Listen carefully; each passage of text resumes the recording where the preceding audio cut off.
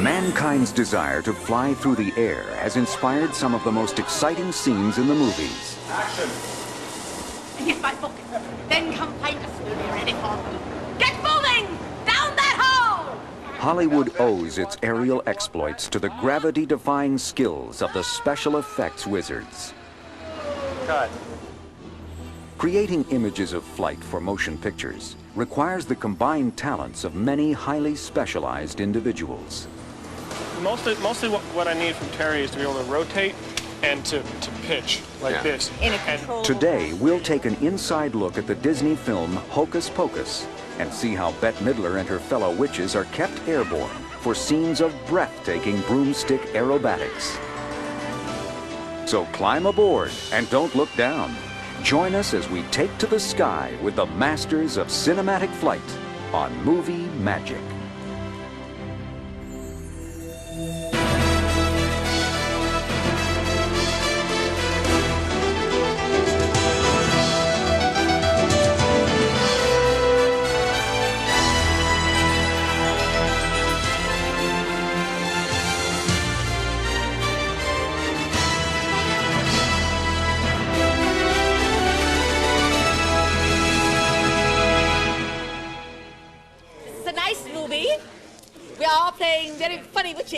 In Disney's comedy thriller Hocus Pocus, a trio of 16th century witches returns from the dead in modern-day Salem, Massachusetts.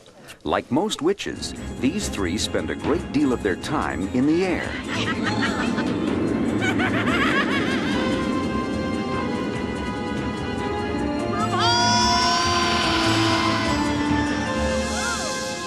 Today, we'll see how special effects artists employ such distinctly different techniques as wire rigs, specialized cranes, and miniature puppets to create the illusion of witch flight. The challenge is to have all the different techniques come together such that it is seamless, so that the audience is not seeing, oh, here's a puppet shot, oh, here's a blue screen shot, but in fact, what they end up looking at is a whole flying sequence.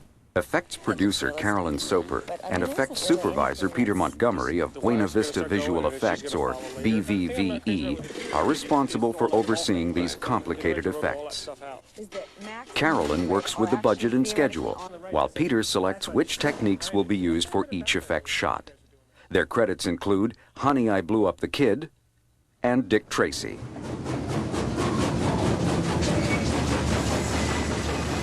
On Hocus Pocus, Carolyn and Peter are fortunate to work with highly respected mechanical effects specialist Terry Frazee, who is in charge of the wire work. Terry, is this supposed to be down around here or all the way up under my rib cage? Terry's background includes 28 years of effects work on such films as Star Trek VI and 1941. But his experience in wire work goes further back than that. His father, Logan, has been flying people since Forbidden Planet in 1956. My brother and I worked for my father, and now my son works for myself. And then hopefully maybe his son will work for him. Keep it in the family. Here at Walt Disney Studios, on the set of Hocus Pocus, Terry has a full slate of complex flight sequences. While stunt people are often called upon to perform in wide shots, most of this wire work must be performed by stars Bette Midler, Sarah Jessica Parker, and Kathy Najimy. Maybe on my resume at the bottom where it says all the things you do, I can say act while flying. A key part of the witches' characters is the fact that they are able to fly through the air. That's something that you and I can't do. If we only use puppets, if we only use stunt doubles, the audience would never believe that they had that ability. In rigging the flying system, Terry must pay careful attention to every detail. The success of the film and the safety of the stars depends upon practiced procedures with no weak links. Terry's crew first secures 20-foot lengths of steel pipe to the rafters. A trolley with bearings travels up and down the pipe.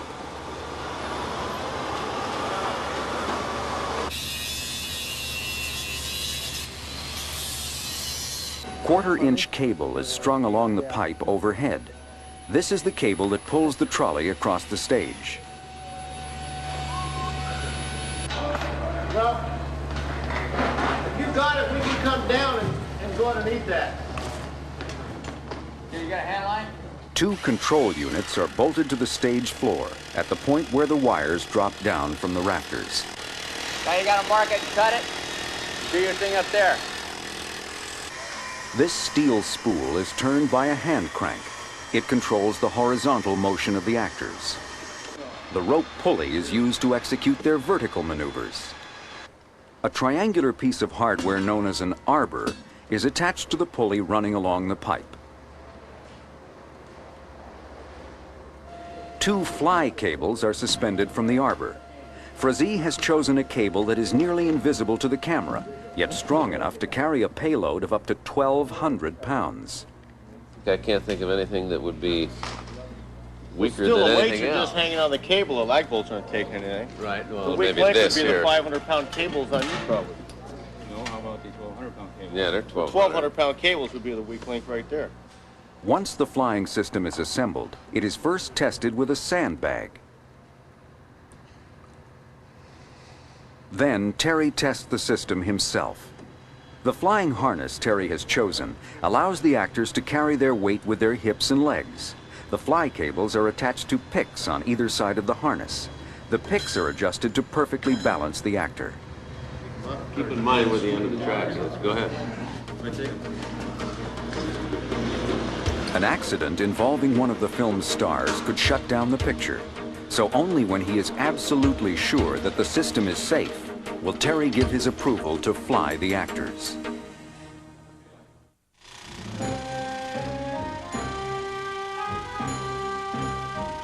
In the silent era, fantasy movies were filled with wire work. Douglas Fairbanks charmed audiences in 1924 with his magic carpet ride in The Thief of Baghdad. Fairbanks' flying carpet was rigidly supported by a metal plate underneath and held up by 6 strands of piano wire hanging from a 90-foot crane. Wire rig flying was turned into an art form by the legendary Howard and Theodore Lydecker in the 1930s and 40s. Their revolutionary work on the Republic Pictures serials brought newfound excitement to flying scenes.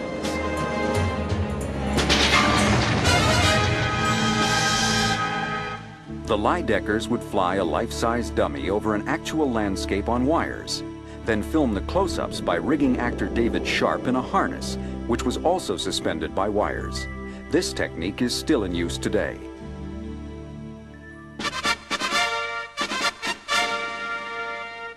Wire work was further advanced in the 1960s when Walt Disney Pictures produced a series of high-flying adventures. The man holding the wires for these films was Academy Award winner Danny Lee, a mechanical effects expert who specialized in wire rig flying. Danny's wire work in Bed Knobs and Broomsticks earned him an Academy Award for visual effects in 1971. For Angela swimming on her side, we had to put her into a special belt that we built. Had to get Angela into the staff shop to make a cast off of her, and then we hung her on 3 wires, and we just took her across the screen. On any Hollywood effects movie, flying the stars high above the soundstage floor is potentially dangerous for the actors and problematic for the mechanical effects supervisor. On the set of Hocus Pocus, Terry Frazee helps Bette Midler into her flying harness, as director Kenny Ortega plans the next shot with cinematographer Hiro Narita. We're not throwing out the idea of a high angle. We just can't accomplish it without blue screen. They flew about 4 hours a day in rehearsal, 5 days a week. They flew first individually so that they could each develop their own style, and we didn't let them see each other. That way they all could just connect with their broom in their own special way. It's so great. I just want to try to prolong it a little bit, you know. In case of Hocus Pocus, fortunately we had many trees, and the trees would visually eliminate wires.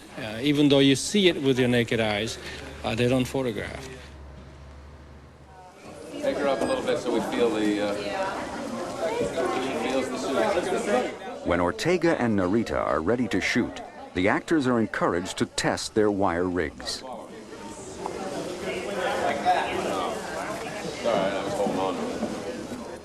Frazee has installed special automated controls to facilitate the filming of an elaborate graveyard chase in which Bet is pursuing 3 young witch hunters. 4 effects technicians are responsible for controlling the flight movements of each actor. 1 person controls the horizontal axis, another the vertical, a third the side-to-side motion, and 1 more manipulates the rotation. Now let's talk about this. I get up, I do this, I do this, I do this, and then I look back. Okay. Scenes are rehearsed quickly. The actors cannot be comfortably suspended in the rigs for very long. As soon as the timing is correct, the camera rolls. 1, 2, 3, action. Now! See, I gave her a little later. I think a little bit too close. The flight technicians, camera people, and performers must all work in perfect sync. Oh, I got it. I'm sorry. Oh, are you okay? This is a very difficult scene. If the technicians propel Bet too quickly, she will overtake the young actors. Now!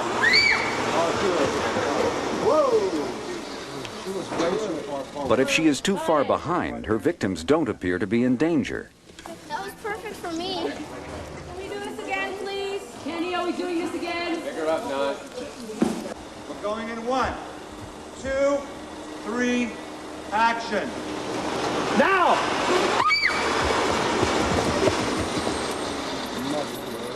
Cut! Cutting. Looks good to me. Yes. Give it up. The special effects crew, which was led by Terry Frazee, did such a great job, and I never had any fear that anything was going to happen to me. I would do it again. I wasn't afraid. It never occurred to me that I could fall. Now it occurs to me that I could have fallen. When you see Bette Midler 30 feet above the stage, and it's clearly Bette Midler, and there's no pads underneath her, there's nothing better. Later on Disney Stage 1, the stars work on the close-ups that will go with this scene. Go to hell! I've been there, thank you. I found it lovely. As we have seen, wire work will be used for the wide shots. The key piece of equipment required in shooting flying close-ups is called a teeter rig. This counterweighted crane is perfect for getting tight, low-angle shots of the stars. The teeter rigs are definitely more comfortable for the actors. I mean, they're sitting on a chair. They have a wider range of movement in their upper body. It allows the actors to think about the emotions that they're trying to portray. VV marker. Due to its massive substructure, the teeter rig is suitable only for tight shots. But it is amazingly flexible in terms of 3-dimensional movement. We put them on this crane, which is capable of raising them up possibly 14 feet in the air.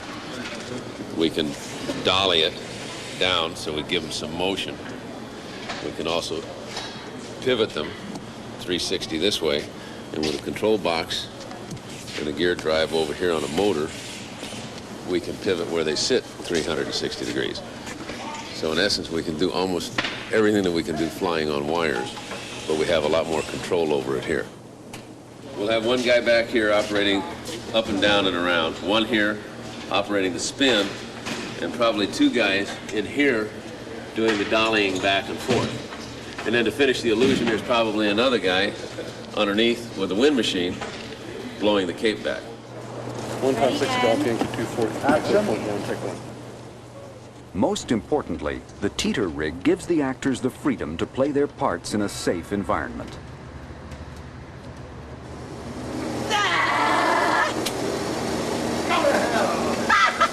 I've been there, thank you. I found it quite lovely. I will be my friend. Actors aren't the only ones who fly in the movies. Special effects wizards also rely on the effectiveness of articulated puppets. Their small size and limited movements make puppets suitable only for certain long shots, but they are a crucial element in creating complete flight sequences. Ride 'em, cowgirl. We use the puppet shots for obviously any of the really wide scapes, because we have a lot more control over the movement of the puppet. We have the ability to flip them around if we want to, zoom them very quickly, stop and start them independently of independent speeds. Some of the most memorable flying scenes in motion picture history have incorporated puppets, such as E.T. flying against the moon, Batman soaring over Gotham City, Superman saving the citizens of Metropolis. In addition to their flexibility and overall fearless nature, puppets offer other distinct advantages. One of the things I really like about working with puppets, as you can see, you can stick pins into their bodies. They don't respond. They don't say a word. It's really nice. And unlike actors, they never complain. They just sit there and take it. It's great. Creating a puppet which can convincingly portray the movements of a real actor is an extremely specialized skill. Rick Lazzarini and his team at the Character Shop in Van Nuys, California, have flown puppets ranging from Peter Pan's Tinker Bell in Hook to a horse in Wild Hearts Can't Be Broken. When Rick is asked to create and fly the witch puppets for Hocus Pocus, the first thing he does is call his staff together for a brainstorm session. We have to build 3 puppets that are on, a broomstick, a mop, and a vacuum cleaner. And these are supposed to substitute for the live actresses for the full shot. The first phase of this project is undertaken by Rick's sculptors. They must create precisely detailed scale replicas of the film's 3 stars out of clay. But if you look at her cheeks there, there's a slight difference. Yeah. The likenesses are always hard on something like this because you have to visualize what somebody looks like without any color or hair or any of the personal qualities that make them who they are. She's got this weird lip thing happening here. Actually, I think we look a lot alike, so it helps. The mirror helps a lot. The technique that Rick uses to animate the witches is rod puppetry. This involves manipulating the figure with slim rods. It's real smooth. This is set up right now. I'm puppeteering from behind. This would be good for a profile shot. We could easily turn this around if you wanted to do a front-on shot, and then I would be directly to the side. Is there any way, like for example, would there be any way, if we know we're doing a profile shot, to insert the rod from the side but still get the side-to-side motion? I think so. Once the sculpted figures are completed, molds are made from dental stone, the same material used to produce false teeth. And you can see how we inject the foam in here with the skin. From these molds, the final puppet figures are cast in foam latex. This gets trimmed and finished and painted. Each puppet will require props, costumes, and hair which appear lifelike when the figures are filmed. Turkey feathers are sometimes used to represent hair on puppets. In this instance, however, soft inner layers of actual human hair were deemed to have the best weight and consistency. It's time for Kathy's fitting. Costuming is also tricky. Not only must the fabric patterns match those worn by the stars, but the garments must flow properly in flight. Now, when I operate her, in my mind, I think that I'm Sarah Jessica Parker. And we're using very, very fine silk on this because when the wind blows it, it blows really nicely. It looks very realistic, like a real witch. When the puppets are complete, Rick takes them to an effects stage at Disney Studios, where Peter Montgomery supervises the filming. What we're trying to get is to look like she's flying and lifting herself up. Like she's going like this. And looking a bit and then going back into the flying. Okay, let's shoot this thing. Stand by. And if you can tell when the camera's rolling, raise your hand. Everybody? A lot of hands there. Action! When we're puppeteering, we try to be a little more graceful. We're trying to create the illusion of them being self-propelled or floating. As puppeteers, we imagine that we're doing the same thing, and what would we do if we were on something like that, if we were flying like Superman? When this filming is complete, BVVE takes over and integrates the puppet footage into a background aerial shot of Salem. This show, Hocus Pocus, is being shot largely on sound stages. And as a result, it feels small. And we allow the show to feel big. We allow it to feel like it's shot outside and not shot inside a phone booth. Finally, all of the individual shots are edited together.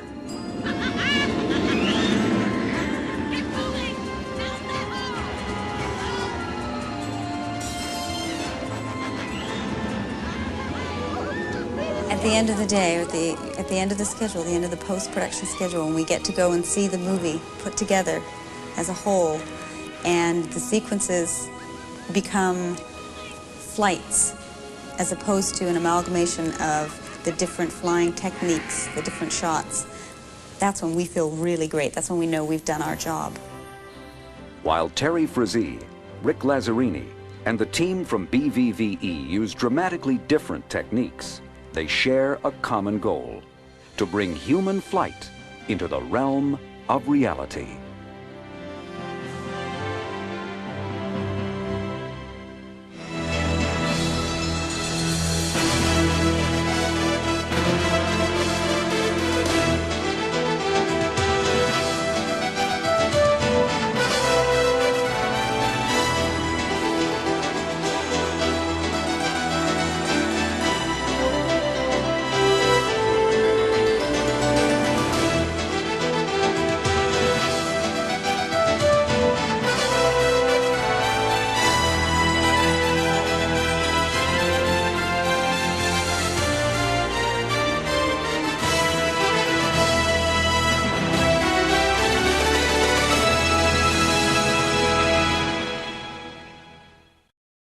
And Dick Tracy.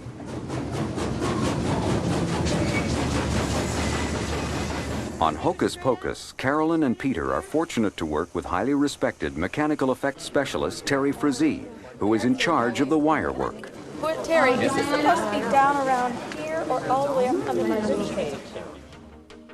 Terry's background includes 28 years of effects work on such films as Star Trek VI and 1941. But his experience in wire work goes further back than that. His father, Logan, has been flying people since Forbidden Planet in 1956. My brother and I worked for my father. Mankind's desire to fly through the air has inspired some of the most exciting scenes in the movies. Action! And get my book. Then come find us when we're ready for them. Get moving! Down that hole! Hollywood owes its aerial exploits to the gravity-defying skills of the special effects wizards. Cut. Creating images of flight for motion pictures requires the combined talents of many highly specialized individuals. Mostly what I need from Terry is to be able to rotate and to pitch like this. Today, we'll take an inside look at the Disney film Hocus Pocus and see how Bette Midler and her fellow witches are kept airborne for scenes of breathtaking broomstick aerobatics. So climb aboard and don't look down. Join us as we take to the sky with the masters of cinematic flight on Movie Magic.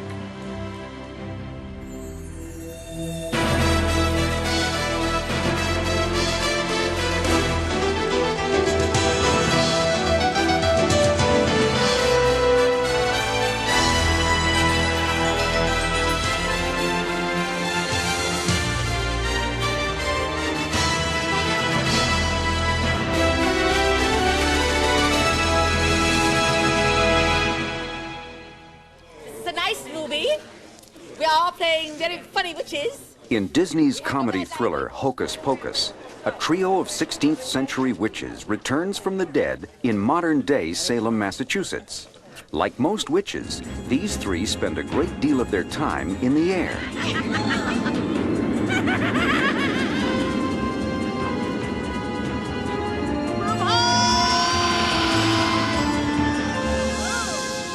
Today, we'll see how special effects artists employ such distinctly different techniques as wire rigs, specialized cranes, and miniature puppets to create the illusion of witch flight. The challenge is to have all the different techniques come together such that it is seamless, so that the audience is not seeing, oh, here's a puppet shot, oh, here's a blue screen shot, but in fact, what they end up looking at is a whole flying sequence. Effects producer Carolyn Soper and effects supervisor Peter Montgomery of Buena Vista Visual Effects, or BVVE, are responsible for overseeing these complicated effects. Carolyn works with the budget and schedule, while Peter selects which techniques will be used for each effect shot. Their credits include Honey, I Blew Up the Kid,